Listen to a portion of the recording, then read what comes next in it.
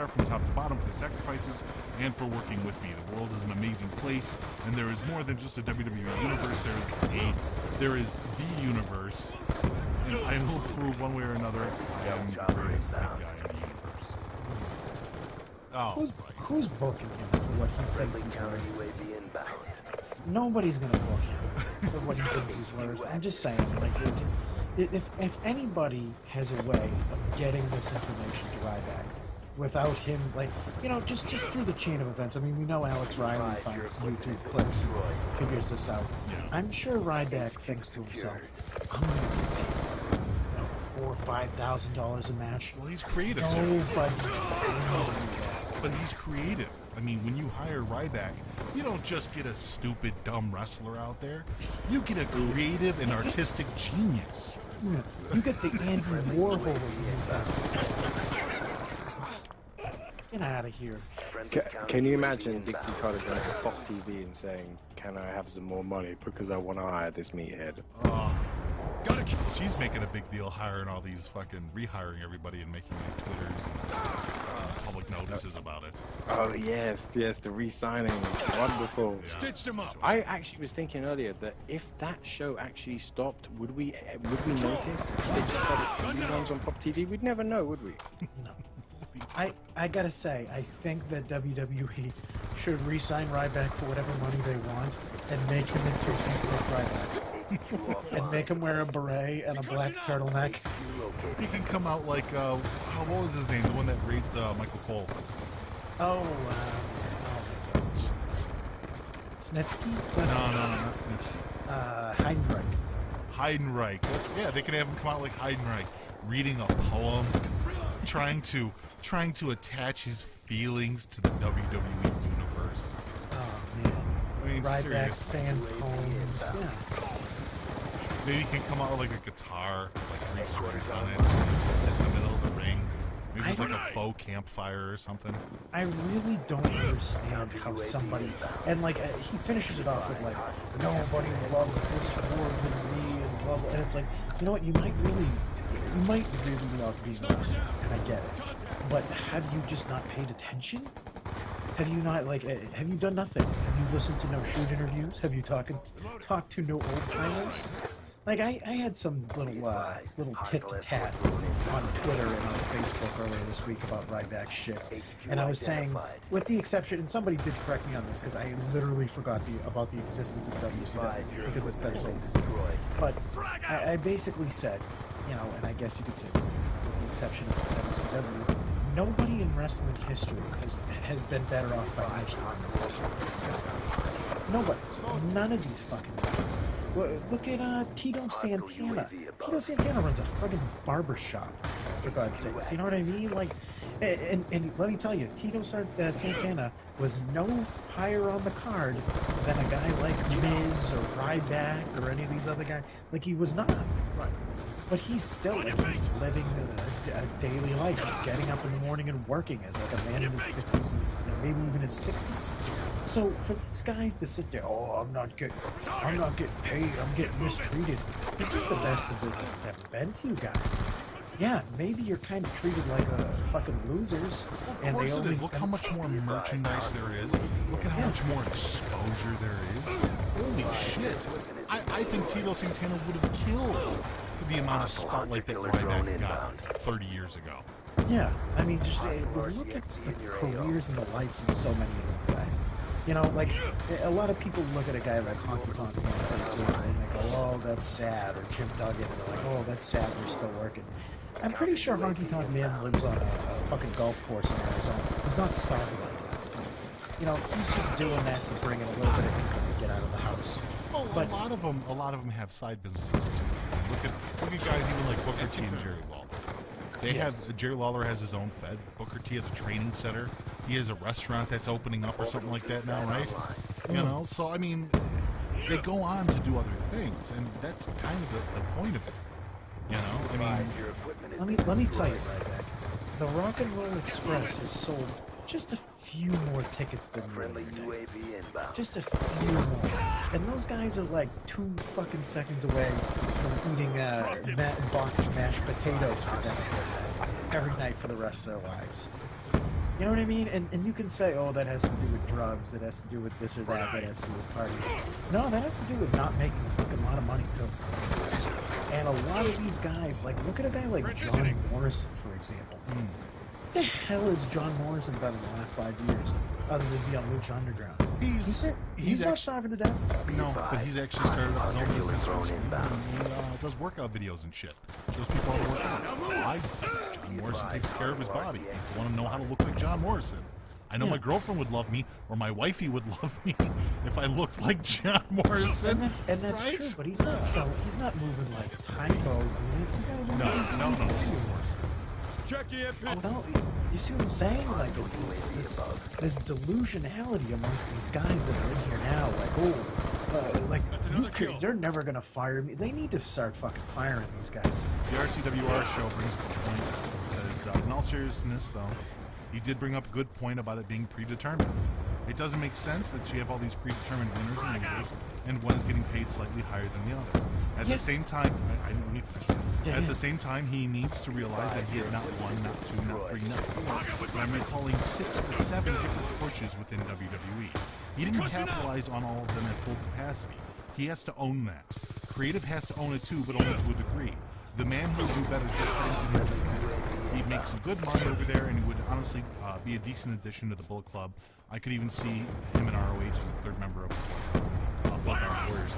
Now, and I know you want to get into that, Joe, but the first thing to say is it does make sense, because the people that are winners are the ones that are selling and moving merch. The ones that are the winners that are getting paid more are the ones in a position to earn more money for the company as well as themselves. Now, this is a good example, and this is a piece of news that I haven't touched yet, but I know I'm going to get to you in a second, Joey. Nakamura. I don't know if you heard any about this, but all the Nakamura shirts are gone. All of them. WWE has to come, all of it. Every fucking t-shirt is sold out. The guy has not debuted on WWE mainstream television. Yeah. So should Nakamura be paid the same exact amount of money as a guy like I don't know, Elias Sampson? Should he be paid the same money? Obviously not. That's a perfect point. Ryback has never sold out all of his merchandise ever in his career. Nakamura, a guy who has not even debuted on the main roster, has sold out all of his merchandise, all of his t-shirts. Yeah, and that's the point I'm trying to make here, is that you can't equate yourself in a business that is just as like up in the, it's pie in the sky, dude. Yeah. You never know who's going to catch fire. You do, but you don't. You know what I mean? Like, for example, when Rob Van Dam first came to the WWE, when it was the WWF, I said, there's no fucking chance in hell this guy's not going to become a huge star. And he did. Yep. But then at the same point, like, could you have said with a great level of confidence in 2007, you know what? Daniel Bryan's going to be a huge star. You'd say he's a great wrestler. You'd say he's a fucking super talented guy. But you wouldn't go, oh, this guy's going to main event WrestleMania and win it. Yeah. There was no way of knowing. You do, but you don't. Even right now, the idea that they would let AJ Styles in a main event, like 4 pay-per-views into his time with the company, baffles me, because he was the one who I thought that Vince and co would definitely want to, I know you hate the term, but bury as soon as they got their hands on him. Like, I always thought they saw no value in him. He's a little guy, he can't talk, but, you know, amazingly, they seem to be putting him in main event positions. Now, notice a lot of people have really zipped their lips about talking about AJ Styles. You notice that? Yeah. As far as saying, oh, WWE's gonna fuck him over. Yeah, they're gonna treat him like shit. Yeah, they really did, huh? The guy was in the main event of the pay-per-view after WrestleMania, going against their heavyweight champion in a 20-minute long match. Looking like $1 million. Yeah. That's the thing, too. And I want to make this clear, too. I'm not sure. Somebody's asking me if that means Nakamura is #1 in merch sales. No. I believe that means that, and I guess there's 2 ways to look at it. One, we don't know how many units it was, but it started over WWE Japan. And to today, they have no more merchandise for Nakamura. So I wonder how many T-shirts they had printed to begin with, to be fair. But 2, it's not even the concept of being #1 in this scenario. It's the concept of being that much of a draw that people are willing to, everybody, a ton of people are willing to buy your merchandise to the point where you're sold out before you even debut. I think that's fucking fantastic, and if anything, it says a lot of good things for Nakamura. I know that there's a couple other people in the chat room saying, well, let's see what he does next year. That's very well true, but to have that kind of hype is absolutely fantastic for the guy. You can't shame Nakamura for having a fan base, you know. And I know that WWE looks at it as or a lot of the, I guess you want to say the universe, looks at it as, oh, it's those shitty. Don't say the universe. They look at it as, oh, it's those shitty IWC people just buying up all the shirts. Well, apparently there's enough of them to buy them all. Like those shitty ECW fans that used to sit near the microphones back in the day. Remember that story? Absolutely. It was obviously their fault. It was their fault. But you know, WWE is obviously becoming more and more aware of the fact that there is an audience that is based around the internet, smart, whatever the hell you want to call it. But it's hard to even say that anymore, because a guy like AJ Styles, when the entire crowd is cheering for him, everybody in that crowd cannot all be internet people. They can't. Who's the last guy? Who's the last guy? And this is for both of you, because I'm not 100% sure, but I have an idea who. And I want to thank Johnny Florida for the idea too. But who's the last guy to sell out all of their merchandise and be an internet sensation at the same time? Punk. Punk. That's probably it. Yeah. CM Punk is the last one. I don't even think Daniel Bryan sold out all of his merchandise. No. Well, they also were smart. I really feel like they anticipated. AJ Styles? Did AJ Styles sell all of his merchandise? A couple people in the chat room were saying that too. Yeah, I think he did. Did he? At the Rumble? At the Rumble, he did. Okay. But you know, once again, I mean, these guys that are going to come up from NXT, and a lot of these guys that are going to go out in here have these great matches, is that eventually it's going to start to boil down a little bit. Right. Inevitably, you know what I mean? Like the fact that they're like, oh, Eric Young and Bobby Roode and blah blah blah. Like by the time these guys get on TV, it's gonna just kind of be like they're gonna get lost in the mix. Now, do I think that they need to throw a couple people overboard? Oh God, so desperately. Yeah. Desperately, they need to get rid of some of these guys. I mean, it's ridiculous. It's absolutely ridiculous that a guy like Heath Slater still has a job. Right. I mean, I'm sorry. I've heard. Well, he's been taken off of SmackDown, so he's not around anymore. Oh, he's a nice guy. These are the reasons that people give nowadays, legitimately, and these are supposed to be like the smart fans. These aren't like the people that are just, oh, hurry, like he seems like I kind of enjoy him. These are the supposed smart fans that sit there and go, oh, but Heath Slater's a nice guy.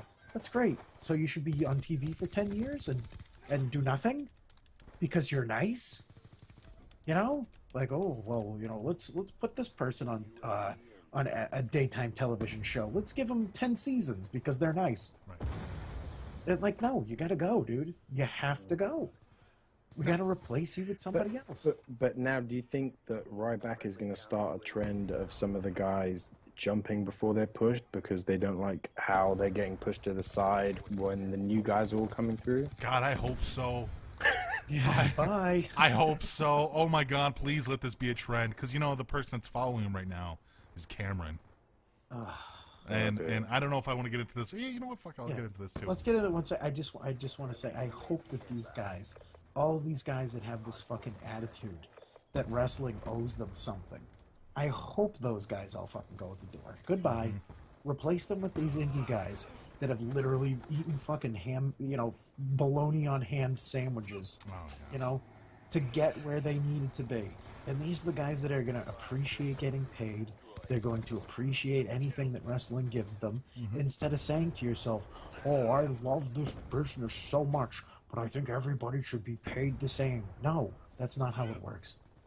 That's how it's never worked that way, and it never will. If you don't like it, there's plenty of other places that'll do that. So Cameron was the first one on board the Ryback train. When he came out with his little Tumblr post, she was the one that preached, amen, brother. Amen. Yeah, when she's the one backing you up, I mean. And she came out with a blog today. saying that the WWE Universe has cyberbullied her enough. First, I want to make it clear that I respect... Should I turn the violin back on? I swear to God. First, I want to make it clear that I respect everyone's freedom of speech and opinion. However, I do believe one should understand a situation before they speak out in a public forum. My, quote, amen brother comment seemed to bother some of the IWC. See, there you go again. Here we go. Get ready, boys and girls. Get on that fucking roller coaster. Make sure the seatbelts are in. Because here we go for the bullshit train, you know? Choo-choo. Exactly. Who hasn't taken the time to actually comprehend the substance of Ryback's statement? I fully support my peers in WWE, and I respect those who have the courage to stick up for what they believe in. Regardless of whether I agree with his feelings or not, I applaud Ryback for standing up for himself and openly speaking his mind. If you don't value yourself and believe in yourself, then there is no reason for anybody else to. We the performers. We the performers know what goes on behind the scenes day in and day out of our business in the wonderful world of Oz, and how much we sacrifice and put into our craft. Every superstar on the roster works relentlessly to improve themselves and be the best performer that they can be. Whether they are a perennial champion and the, quote, face of the company, or if they are a, quote, jobber, we all work very hard to entertain our fans. You may think somebody sucks or has no talent and thus should be fired, but that does not mean that that performer isn't busting their ass doing what's asked of them. So what? Exactly. God, I love that. Thank you, Joey. Who the fuck can... Dude, just because you bust your ass at a job and you're doing a poor job doesn't mean that you're not going to get fired. 2016, everybody gets a medal. But you know what though? Not even if you are doing a good job, sometimes people get fired. Yeah. No, I know. Believe me, I know. Even if you're doing a good job, sometimes you get shit canned. That's just life. But I mean, especially if you're trying your hardest and your hardest isn't good enough, maybe it's not the job for you. Yeah. How about that? How about that little tidbit there, Cameron? I love the WWE Universe because they are some of the most passionate and loyal fans in the world. I think the majority of fans are very smart and very invested in the business, but some who appear to be the most vocal on social media continue to do nothing but bash talent and twist words to suit their own agendas on a daily basis. Really? Fans have an agenda? Yeah, fans have an agenda. We don't want to watch shit that sucks. There's your fucking mystique agenda. There's your magical agenda. Fucking idiot, man. Woo! We are all in fucking like secret labs, Dr. Frankenstein and shit. My agenda while I stroke my mustache. Man, we're all in cahoots to not watch shit, see? Yeah. To not kill 3 hours worth of brain cells every Monday night. Oh my god, man. Man, let's all get on board, see? We're gonna make this evil plan, man. So we don't want to watch things that are terrible, man. Want to get on with me, Bugsy? Man. Every Almost got away with it, too, with this Cameron. She's wise to us, man. There's Cameron and the Ryback. They're wise to us, I man. would have gotten away with it if it wasn't for you vocal WWE superstars. God damn it, Ryback. Yeah, fact. Every single day I get at least one tweet. Jesus, that's the Ryback.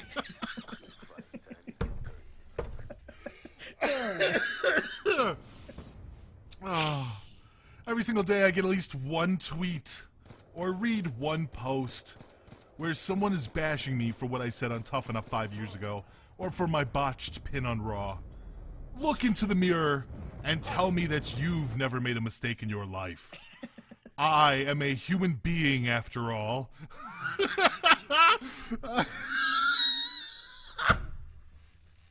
Thanks for pointing that out. Oh my god. Just one person saying that to her a day?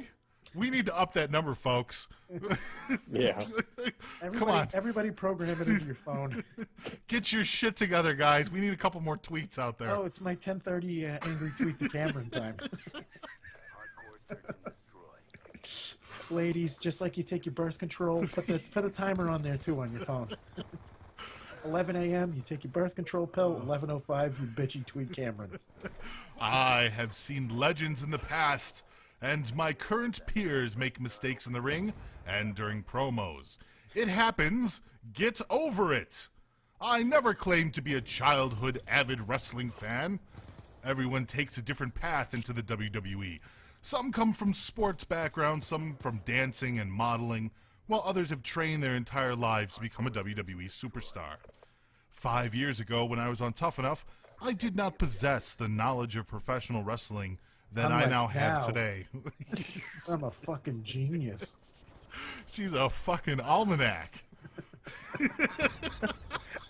Unlike now, where I'm fucking Harley Race. Oh, shit.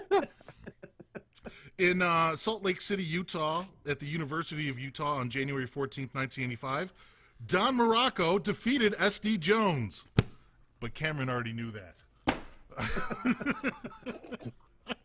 I earned the opportunity to be on that show, and despite being the first one eliminated, I was signed to a WWE contract. Since that day, I have worked my butt off to improve my wrestling skills. I have studied long and hard to understand the business and its history because I understand why the WWE fans were so offended by my response to Mr. Austin's question. Mr. Austin, ugh. Jesus. Yeah, I know, right? Just call him Steve. I have trained... For God's sakes. I have trained long and hard and done everything that has been asked of me. I know that doesn't make me special because we all do that here, but it goes to show that despite what you read or see on the internet, the passion to be great, the drive to be successful, and the blue-collar work ethic is there. Oh, the blue-collar work Here we ethic. go. Here comes the dip. We're at the very wait a top of second, the roller dude. coaster. I didn't realize that you were reading the manuscript of fucking Bruce Springsteen right now. Out on the farm. Cameron's the boss. Squeezing my titties together as hard as I can. Working hard for the blue collar man. Me, Cameron. Here we You go. know what? When Tom Petty wrote Southern accents, and Cameron in mind. That Oh my beautiful, God. beautiful, intelligent Busty Black. Oh, yes, Dave Mon. She's the son of a plumber man.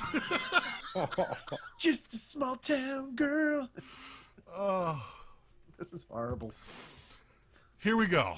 This is still going. The next sentence is where we start, Joey. This is where the roller coaster is officially going down the hill. Right now, all we've been doing is building up.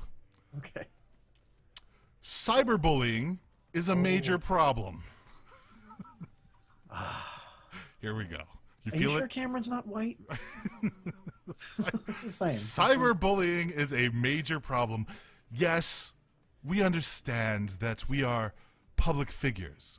And yes, we know coming into this business that we will be analyzed under a microscope 24/7 for everything we say and do. But is there really any reason to tell someone that they must sleep around to be where they are? Now, mind you, isn't she only getting one tweet or one post a day? Is there any reason to tell someone that they should kill themselves or to attack their family and personal issues over wrestling? I can't think of a single reason. I know some may read this rant of mine and bash me even further. I accept that. Oh, I accept that. what a Christ-like figure. Does she happen to know that on Twitter there's this little thing that's just called right-click mute? And when people are terrible to you, you can just mute them because it doesn't give them the satisfaction of blocking them. Because when you block people, they go, "Oh, look, I got under their skin." Just fucking mute them. And now I thought that Colby's dick pics were going to be the end of these superstars being able to tweet and stuff without it going through Stanford. But how long do you think it's actually going to be before we end up in a situation where they're not allowed to do any social media themselves.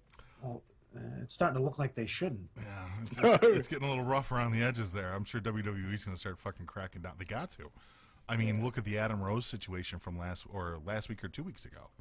You know, I mean, they're piling up. Everybody's all of a sudden becoming very vocal. You know, which it's great for us. Let me tell you, you want to start. I know, right? You want to start wagging your dick. Somebody's going to start chopping them off. I do not intend to disrespect anybody with this rant. I merely want to share my feelings with you all, since a lot of you feel the need to bash talent and bully them on a daily basis with your tweets and posts. The passion you have for our business is respectable, but the way you express it is deplorable. For those fans who are respectful and send their precious time and money on us, thank you, and love you with all of my heart. For those who are not fans of me and voice their opinions in a respectful and constructive way, I thank you and appreciate your criticisms. For those who do nothing but bash talent in a disrespectful, cruel, and impersonal way, I have nothing to say to you except to give your mother my love when she comes downstairs with your dinner. Oh, that old typical statement. Yeah, when she comes down into the basement where you live at 38. Yes. You know what? I'll just never understand these people, and especially like the public figures that are like, people are mean to me on Twitter. A lot of people are mentally fucking ill. You don't have to pass a psychological exam to use social media. You don't. The majority of people using this shit are not fucking stable, because the majority of people aren't stable. She's Her included. It's gotta, no shit, right? She's a joke, dude. There's no way that anybody can read this and go, oh yeah, no, I totally understand your pain. People shouldn't have an opinion. Gotcha. Or I'm sorry, people shouldn't have an opinion that disagrees with your own. Gotcha. Oh wait, people shouldn't be passionate about their opinions. That's what I meant. Gotcha. Whatever. Well, who would think that someone would have an opinion, or positively or negatively, about a woman who comes out in a TV show dressed like a stripper, literally dressed like a stripper. She comes out in a little schoolgirl outfit with the bum hanging out, with the shorts. Right. Like, who's gonna think people are gonna have an opinion about? She came out as a stripper. Let's not forget where Cameron came out. Cameron came out with Brutus, or whatever the... Oh, Jesus Christ, I can't remember his name. Brodus Clay. She came out with Brodus Clay, with her and Naomi, doing the butt wiggle and the ass-to-ass and the sexy slide under the fucking the ring ropes and the dancing with the pom-poms and shaking every single part of their good bits. Your mama thing, one of the worst stereotypes they've done in the modern era. Right. My God. Right. Oh, and real quick, Russell Zavala is saying I wasn't complaining when AJ Lee was doing that. I don't understand what it means. Like when she was coming out dressed like a what, with the little shorts. When she was and stuff? complaining? No, he's saying I wasn't complaining when AJ Lee was coming out in like little shorts and stuff. Is that what he meant? But we're not even complaining about that. That shit doesn't bother me. It doesn't bother me. I don't care how you dress. I'm just saying that when you